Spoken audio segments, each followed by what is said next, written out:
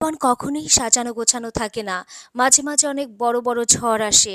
যাই হোক, জীবনে যাই হয়ে যাক না কেন, আমার প্রত্যাহিক কাজগুলো আমি যখন গুছিয়ে পরিবেশন করি, সুন্দরভাবে গুছিয়ে রাখি, তখন আমার মনে হয় আমার জীবনটাও এভাবে পরিপাটি হয়ে আছে। চলে এলাম নতুন একটি ব্লগ নিয়ে। কেমন আছেন সবাই? আসসালামু আলাইকুম।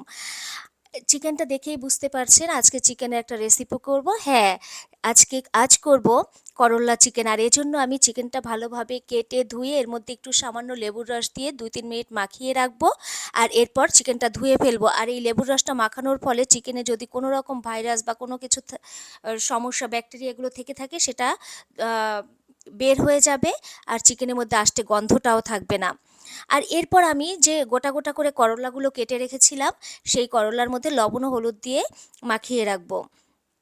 আর এটা ভালোভাবে মাখানো হলে একটা কড়াইয়ে সরিষার তেল গরম করে এর মধ্যে ধীরে, ধীরে ভেজে নিব। আর এটা খুব বেশি ভাজা যাবে না, হালকা করে ভেজে নিব।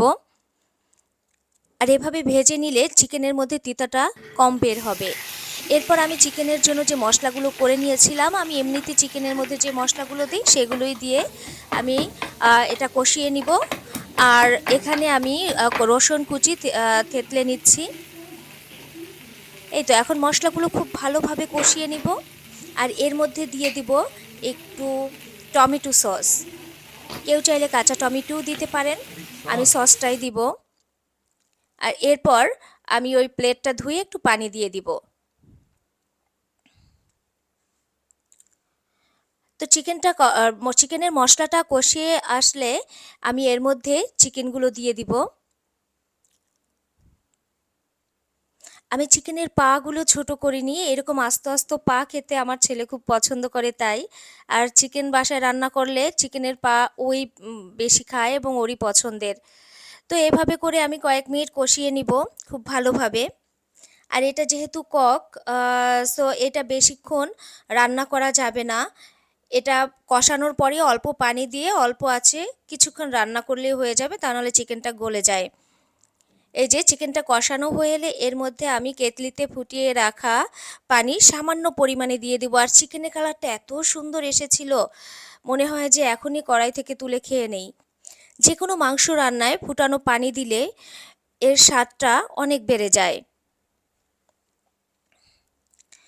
তো এই যে এই অল্প পরিমাণে পানি দিয়ে আমি এখন ৫-৬ মিনিট রান্না করব অল্প আঁচে।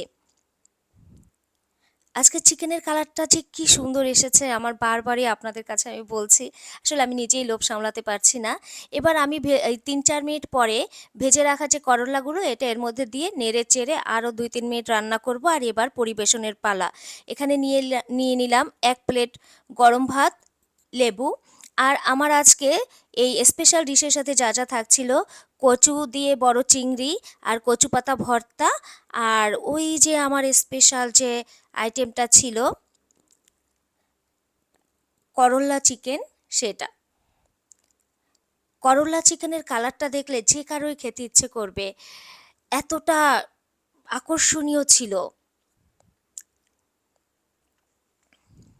তো যাই রান্না করি না কেন, পরিবেশনটা হচ্ছে প্রধান।